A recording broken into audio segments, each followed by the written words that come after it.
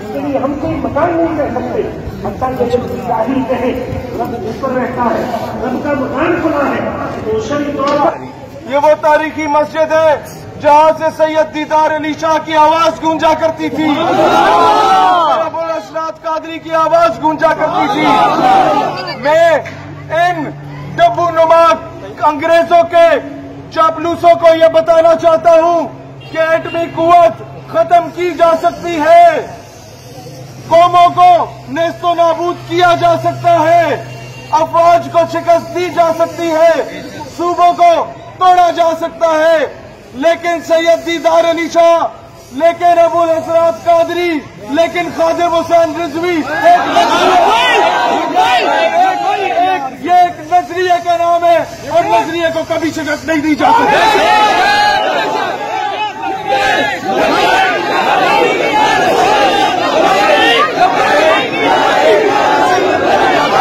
आ रहे हो, मैंने जवाब दिया कि मैं कायदे आज़म मोहम्मद अली जिन्ना रहमतुल्लाह अलैह के कहने पे आ रहा हूँ।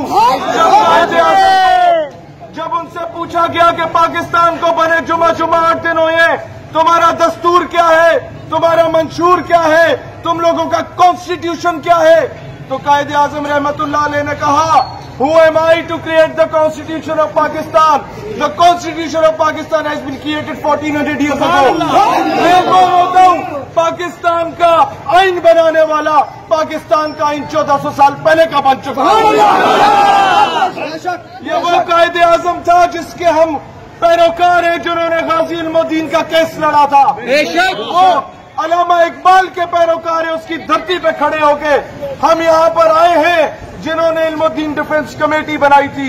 दोस्तान ज़ीवकार, ये बात याद रखिएगा, अपने स्कूल के टाइम में भी ये पढ़ा था कि every action has a reaction, every false narrative has a counter narrative.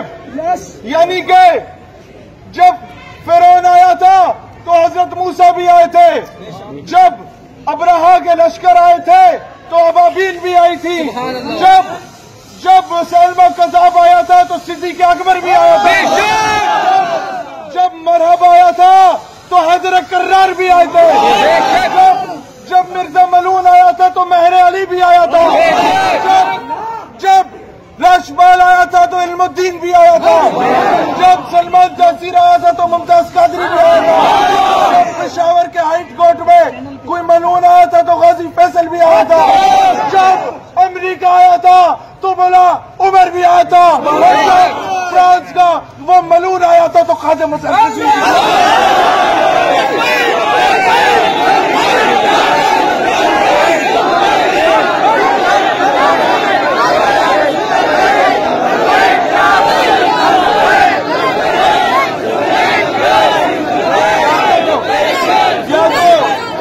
या तो नारा ना लगाओ तो दरो दीवार को पता चले कौन है।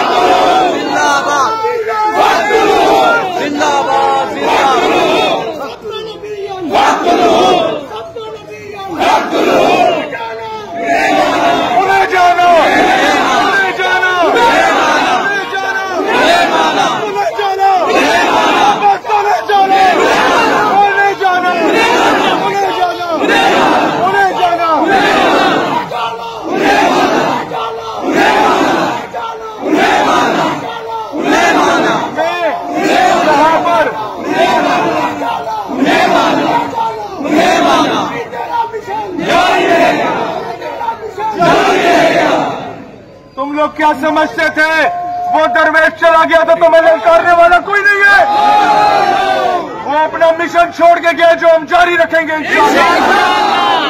दोस्तान ज़ीवकार, अब याद रखें, हमने अहद किया है अपने बुजुर्गों से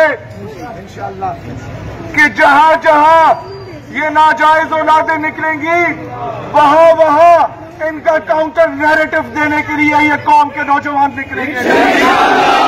अगली मंजिल 8 मार्च को पिछले 4-5 सालों से मेरा जिस्म मेरी मर्जी का नारा लगाने वाली गंदी आंटी आती है। अब उनके मुकाबले में सुनो अब उन्हीं के मुकाबले में 8 मार्च को Islamabad press club, Lahore press club और कराची प्रेस क्लब पे बराबरी की सतह पे उनके आमने सामने चर्चा करेंगे। और वो दिन डॉक्टर आफिया सिद्दीकी को डेडिकेट किया जाएगा। सानिसी वकार हमारे मुल्क के लिए जो शहादतें दी गई थी वो इंशाअल्लाह रंग लाएंगी। ये मुल्क हकीकी मायनों में इस्लामी जमहूरिया बनेगा। ये मुल्क अपने फैसले खुद करेगा। फैसले वाशिंगटन डीसी से नहीं हुआ करेंगे, मुल्क के फैसले व्हाइट हाउस से नहीं हुआ करेंगे। पाकिस्तान इंशाअल्लाह दुनिया की सुपर पावर बन के उभरेगा। बैतुल मक़दस और मस्जिद अल अक़सा को फतह करने का पहला काफिला पाकिस्तान से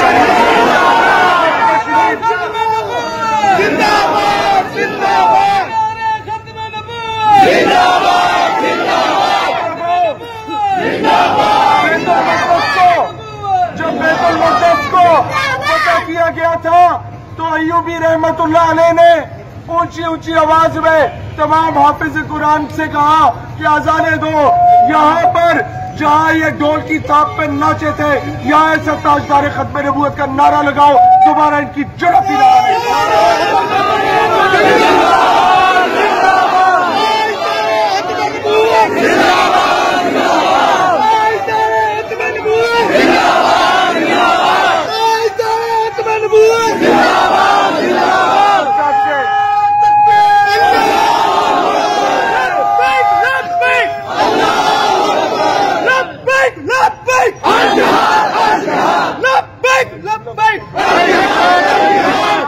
आज से 20 साल पहले इस नारे पर दहशतगर्दी का फतवा लगता था।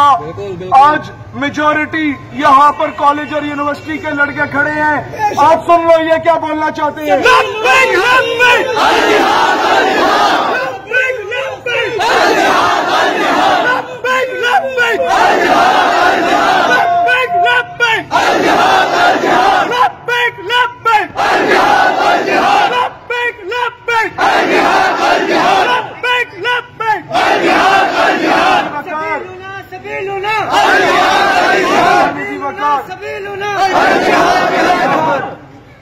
चेहरे देख रहा हूँ पूरे मुल्क से उशाद, जिन्होंने देखा कल के दिन में ये वीडियो वो आए।